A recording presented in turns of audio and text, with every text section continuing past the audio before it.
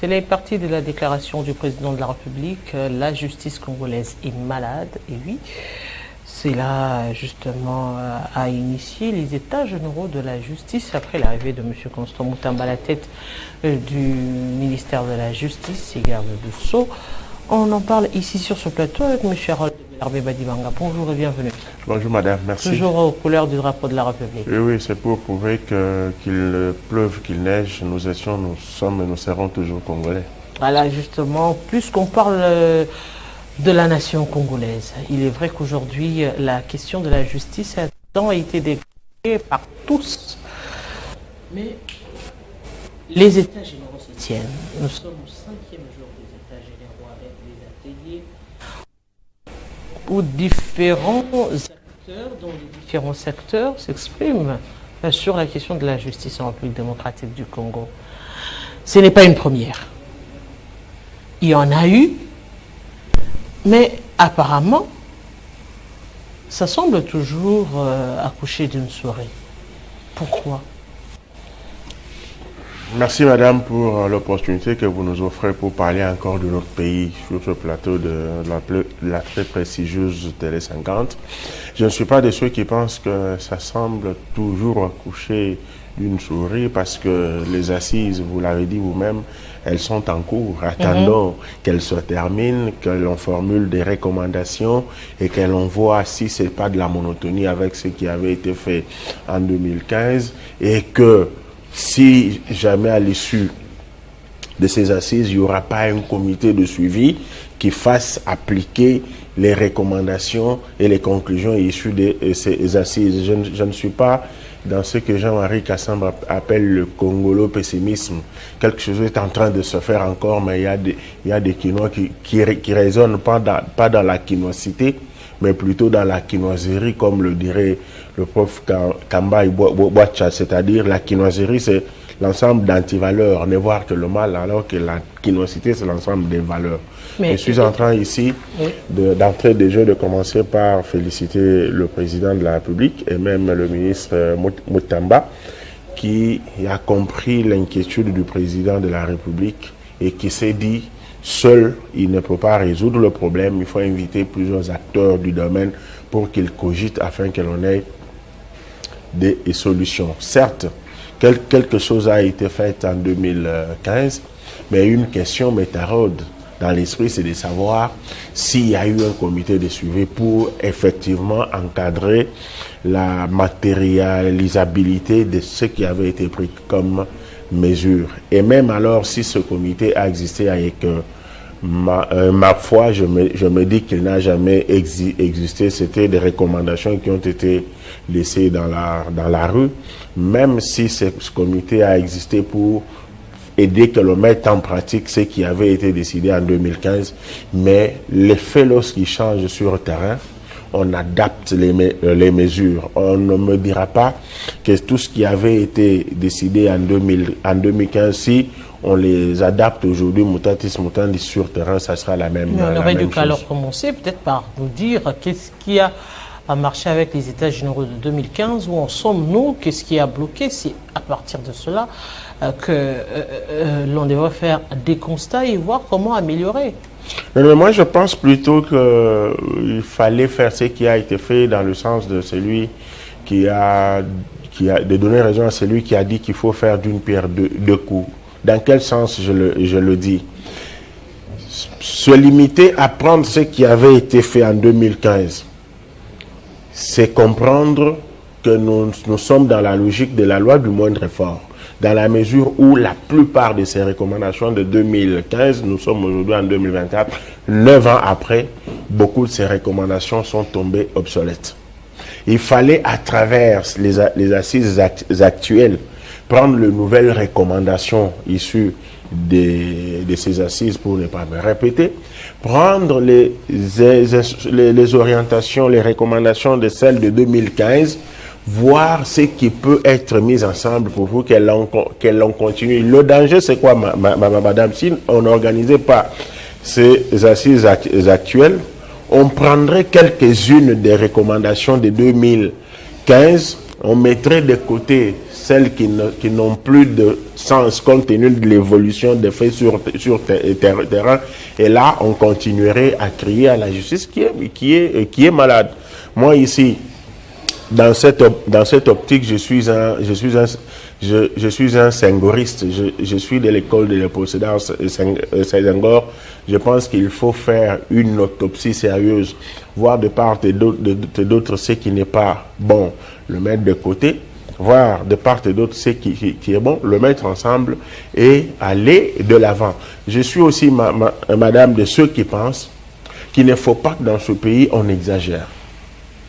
Lorsque le chef de l'État parle de la justice qui est malade, lorsque Moutamba Constant s'approprie ce thème pour proposer à travers ses assises une thérapie, cela ne veut pas dire que la justice n'existe plus.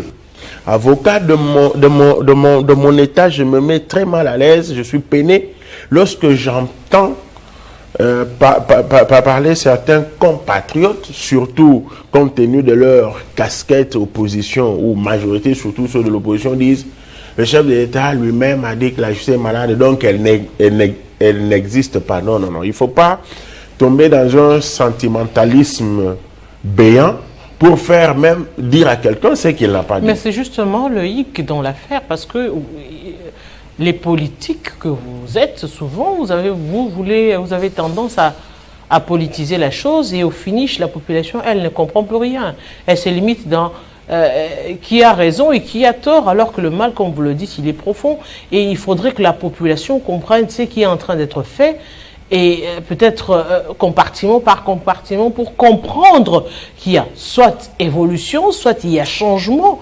Mais ce travail scientifique n'est pas fait à ce jour. La communication qui souvent est en train de passer, c'est une communication politique sur une question nationale et qui concerne la justice, celle même qui élève une nation. Maman, je pense qu'au regard de ça, la responsabilité, elle est partagée.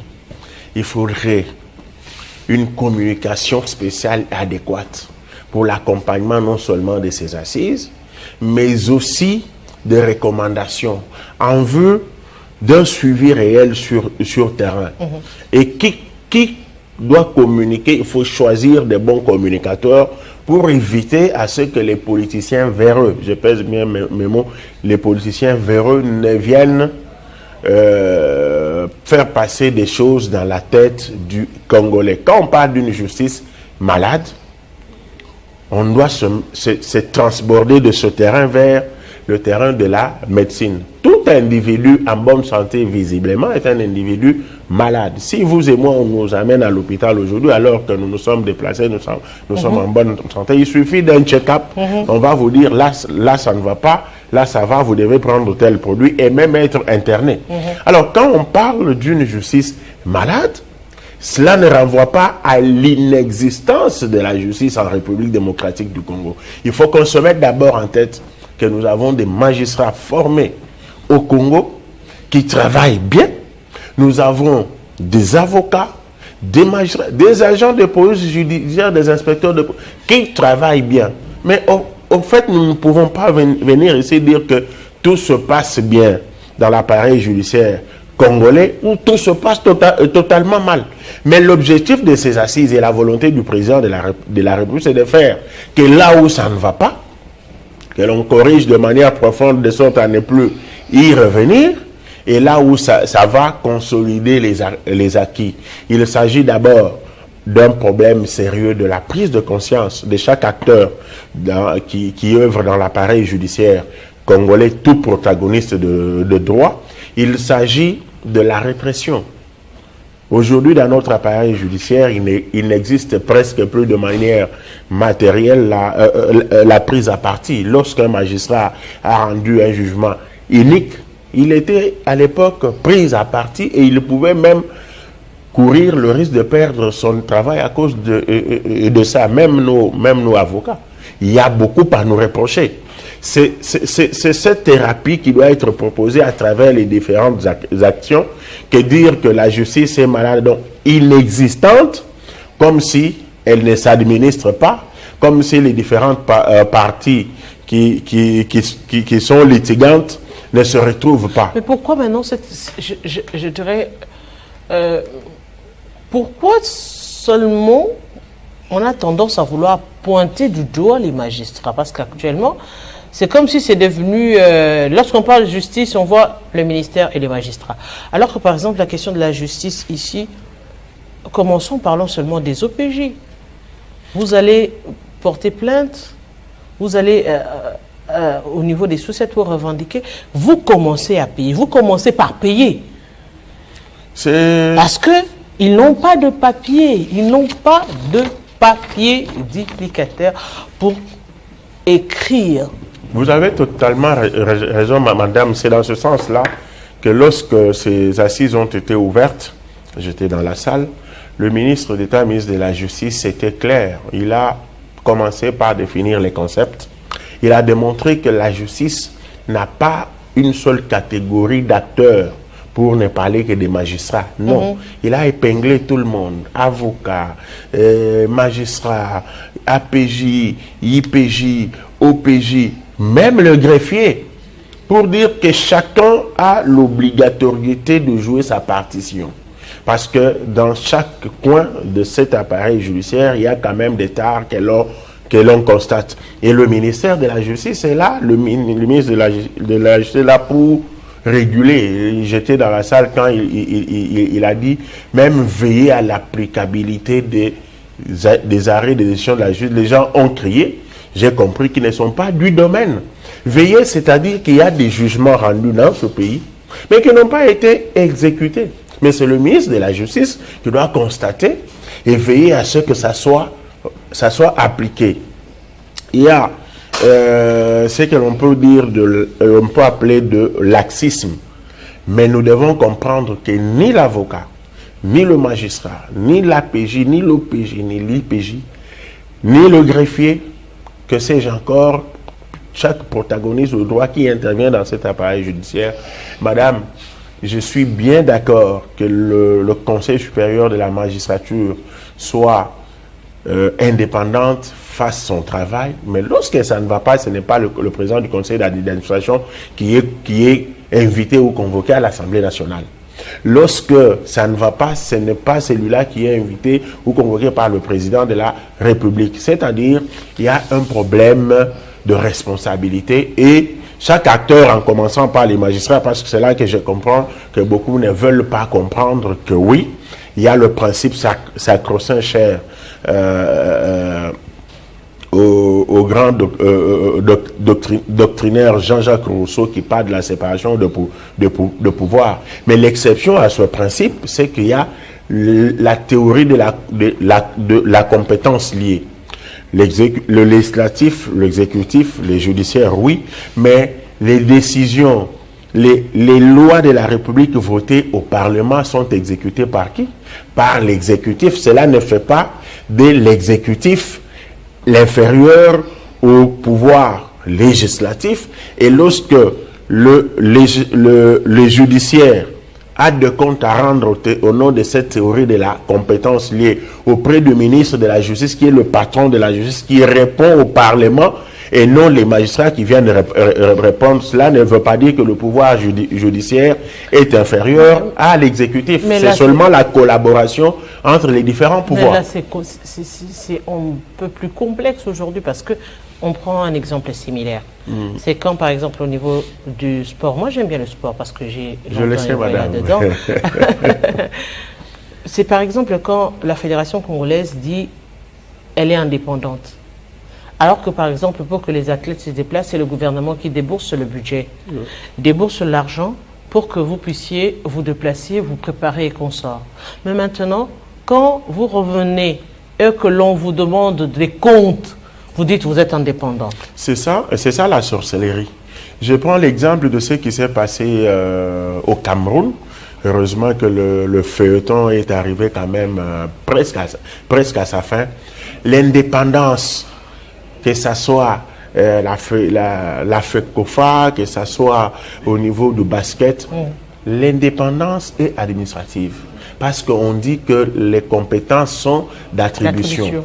On évite juste que le gouvernement vienne dire à un coach, prenez tel athlète, prenez tel athlète, prenez tel athlète. Mais vous ne pouvez pas, en tant que fédération, vous comporter en électron libre. L'indépendance ne veut pas dire que vous n'avez pas de compte à rendre à l'autre pouvoir qui, lui, est investi du pouvoir régalien. Non seulement de vous laisser votre indépendance, mais de vous contrôler, de savoir si l'argent que l'on a mis à votre disposition a servi réellement au travail pour lequel il a été affecté. De savoir si les athlètes par vous convoqués en tant que coach répondent vraiment aux critères et que ces critères-là n'ont pas été mis en place par vous, ni par vos parents, ni par ceux qui sont dans l'exécutif. Ça doit être très clair comme l'eau claire dans un verre clair. Mais ça a toujours été clair. Mais si ça ne s'applique pas, c'est parce qu'il y a mauvaise foi et intention de tricher. Mais c'est apparemment, les cas sont similaires. Les cas sont vraiment similaires, raison pour laquelle nous devons, que ce soit dans la justice ou ailleurs, aujourd'hui on parle de la justice, les compétences sont d'attribution. En termes de compétences, c'est l'incompétence qui est la règle. Raison pour laquelle ce qu'il y a comme problème aujourd'hui, c'est l'acceptation des uns et des autres à collaborer, parce que la justice en question, ayant plusieurs acteurs, est comparable à une figure qui ne peut pas être lavée le matin par un seul doigt. Mais aujourd'hui, justement, la question de la révision de la Constitution s'est invitée également au niveau des États généraux de la justice, après les déclarations du ministre d'État à la justice.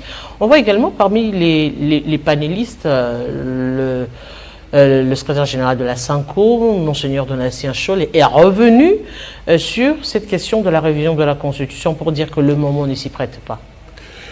Bon, heureusement que vous avez parlé du président de la SENCO, vous n'avez pas parlé de tous les fidèles catholiques. Comme moi, par exemple, je suis catholique, mais je ne me retrouve pas dans les propos de Monseigneur Ambongo. Ça, c'est de un, de deux. On sait que lorsque de telles questions s'abordent, il faut que la conférence épiscopale nationale congolaise siège. Mais je ne vois pas où est-ce qu'elle a siégé. Et Monseigneur, le cardinal, l'archevêque de Kinshasa, Ambongo, n'est pas président de la SENCO. Je me demande au nom de quel Dieu ce n'est pas Monseigneur Fulgence Moteba qui doit parler au nom de la SENCO. Ça doit être Monseigneur le cardinal archevêque de Kinshasa. Ça, c'est une parenthèse que j'ai ouverte, que je referme très rapidement pour entrer dans le vif du sujet, pour vous faire comprendre, madame, que lorsque Moutamba a évoqué la question de la révision constitutionnelle, ce n'est pas seulement du point de vue politique. Vous l'avez dit ici, les gens politisent tout. Ces assises peuvent proposer une matière qui est déjà consacrée dans la Constitution, mais cette proposition va aux antipodes de ce qui est consacré dans la Constitution. On sera obligé de revoir la Constitution. Maintenant, parce que la question là émerge de ce qui se fait dans les assises à Rod Badibanga, je suis d'accord avec la révision et ou le changement de la Constitution. Pourquoi? C'est la question que vous allez me poser. Je suis clair, comme l'eau claire dans un verre clair. Une loi, lorsqu'elle est faite, elle tient compte des réalités sociales. Lorsque ces réalités changent, la loi est appelée à changer, c'est-à-dire à s'adapter à ces réalités-là. C'est comme ça qu'on dit que la loi est adaptée et adaptable. Lorsqu'on l'a fait, elle est adaptée aux faits sociaux. Lorsque ces faits changent, la loi suit. Madame, ne me dites pas que la Constitution de la République démocratique du Congo, je veux crever l'abcès, même les matières dites verrouillées, resteront telles quelles jusqu'à la venue de Jésus. Je dis non et en majuscule. Tout simplement parce que ni moi, ni vous, ni personne d'autre ne peut se substituer au peuple congolais. Mais justement parce que le contexte, lorsqu'on parle du contexte, ça veut dire, vous l'avez si bien dit. J'en arrive, c'est très très important. Oui, justement, le contexte, c'est que nous sommes venus de quelque part, nous sommes en train aujourd'hui, on dirait la RDC en train de se construire.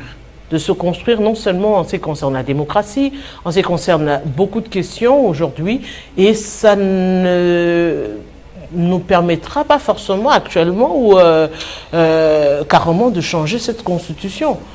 Maman, je voudrais insister sur le fait que même les matières verrouillées sont comme votre maison.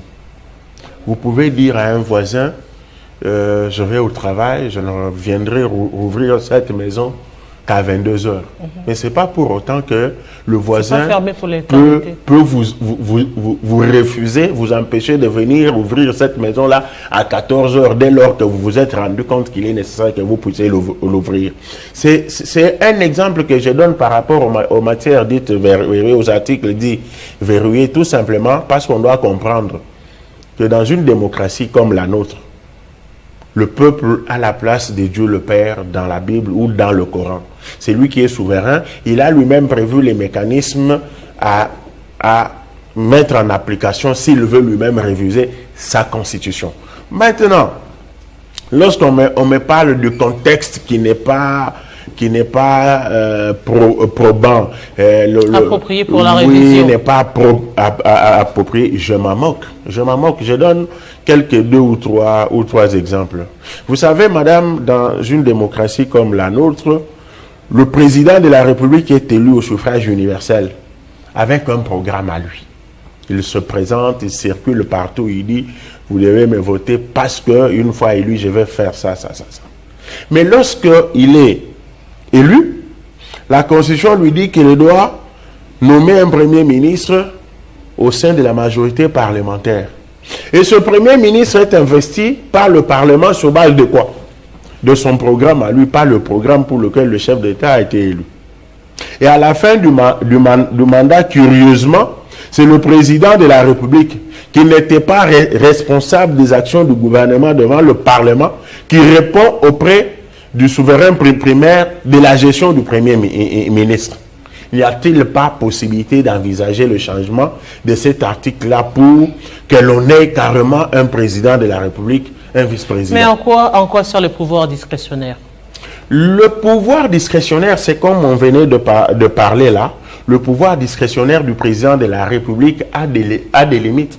Parce que je venais de vous dire ici que les compétences sont d'attribution. Vous n'allez pas demander, madame, pour permettre, vous n'allez pas demander, madame, que le président ne puisse pas non plus être le Dieu tout-puissant comme la population. Et si nous pensons qu'il faut réviser la Constitution ou la changer, c'est pas pour faire du président de la République le Dieu tout-puissant. Parce qu'il y a toujours des garde-fous, mais de lui donner quand même la possibilité d'être responsable de ses actions. Deuxième exemple, maman, vous savez bien que le président de la République a comme répondant au niveau des provinces les gouverneurs des provinces. Et ces gouverneurs le représentent valablement. Mais cependant... Est-ce que les gouverneurs représentent les présidents de la République ou plutôt le gouvernement? Non. À titre individuel, ce sont les gouvernements provinciaux qui représentent le gouvernement national. Mais en tant que gestionnaire numéro 1 d'une province, le gouverneur, c'est le numéro 1 de la province, comme le président de la République est le numéro 1 de la République. Et ils doivent mettre en exécution la volonté du président de la République à travers les lois. Cependant, ces gouverneurs ne sont ni nommés, ni révocables par le président de la République. Ils sont pris en otage par le gouvernement provinciaux. Et pourquoi ne pas, en troisième lieu, madame, parler de l'aspect budgétivore de nos institutions? Au nom de quel Dieu une province classée parmi celles non viables au regard de la décentralisation doit avoir un gouvernement provincial? Nous pensons à notre humble avis qu'il faut, au regard de la révision de la Constitution ou de son changement, penser à la nomination des gouverneurs pour aussi éviter le tribalisme. La démocratie ici que nous avons importée de l'Europe vient consacrer le tribalisme en Afrique. Parce que moi, jamais, avec cet aspect des choses, je suis Moulouba de Kabeka, je ne serai jamais élu gouverneur à l'Équateur. tout simplement parce qu'on voudrait avoir quelqu'un du sud Ubangi, du nord Ubangi. Et même quand c'est quelqu'un du sud Ubangi, ceux du nord Ubangi le contestent. C'est justement vous les politiques qui avez emmené cela. Au nom de la représentativité, au nom de la géopolitique, Maman, en lieu et place de prévaloir les compétences tout simplement. Raison pour vous avez mis en place comment dire, les régionalismes et consorts. Au nom de la démocratie, c'est vous justement les politiques. Raison pour laquelle on dit que la raison n'a pas de date de péremption. Errare humanum est. C'est à partir de ça qu'on constate que cette constitution a des tares, et ce que je viens d'évoquer peut venir corriger mais la constitution elle-même dit que une nation occupée à partie, ça ne nous permet pas d'évoquer cette question de la révision. Est-ce que l'on ne devrait pas, si le souci il est réel de reviser ou de changer la constitution, revoir de l'autre côté pour parler justement la guerre? Madame, je vous donne totalement raison. Est-ce que à l'heure actuelle, on est en train de réviser la constitution? Mais la Constitution ne nous interdit pas de parler de sa révision ou de son changement pendant qu'il y a guerre. Mais aujourd'hui, la question fait actualité en lieu et place des vrais problèmes réels que nous connaissons. Ça ne reste encore que des réflexions aujourd'hui. Et réflexions justement si on devrait parler de la révision, c'est qui permet d'ailleurs aux parlementaires de dire on ne va pas aborder la question tant que ce n'est pas encore venu ici au niveau du Parlement. Donc ça veut dire que ce n'est encore qu'une réflexion qui pouvait être mise au frigo en attendant les problèmes réels que l'on n'arrive pas à résoudre jusqu'à présent. Je suis tenté de penser que j'ai affaire à une politicienne vertébrée, parce que là vous raisonnez effectivement comme un politicien qui pense que pendant qu'il y a la guerre à l'Est, il faut interdire aux Congolais de réfléchir. Nous avons le droit de réfléchir, même pendant que nous sommes en train de nous laver. Nous avons le droit de réfléchir. Et nous avons également le droit de parler, de dire en public ce que nous pensons. Ceux qui disent qu'on ne peut pas aborder cette question pendant qu'il y a la guerre, mais quand ils mangent, ils boivent, ils dansent, ils ne peuvent pas vous dire qu'il y a la guerre à l'Est. Ici, vous avez totalement raison. La Constitution interdit qu'on opère sa révision ou son changement pendant qu'il y a guerre. Mais là où la loi n'a pas, là où la loi a voulu dire quelque chose, elle l'a dit. Là où elle n'a pas voulu dire quelque chose, elle s'est tuée. Dès lors qu'elle n'a pas interdit aux Congolais de penser autour de sa révision ou de son changement, nous avons le droit d'y réfléchir et pourquoi pas d'anticiper, parce que je ne suis pas prophète, mais je prophétise pour une fois, d'ici 1 ou 2 mois, il n'y aura plus la guerre à l'Est. Alors, c'est à ce moment-là que nous allons commencer à réfléchir, alors que nous avons eu tout le temps de réfléchir. Je dis non. Paul Tillich dit qu'il faut établir un distinguo entre la raison raisonnante et la raison raisonnable. La raison raisonnante, c'est l'intelligence au service du mal, et la raison raisonnable, c'est l'intelligence au service du bien. Et nous, je pense que nous sommes au service du bien. Harold Bellarmé Badibanga, je vous dis grand merci. Je rappelle aux téléspectateurs que nous avons pris ici sur ce plateau comme analyste politique. Merci beaucoup, madame, je vous en prie. Et nous allons continuer justement pour parler de ce problème qui semble inquiéter le Parti communiste. Oui, la suspension de la rente viagère de la famille Lumumba.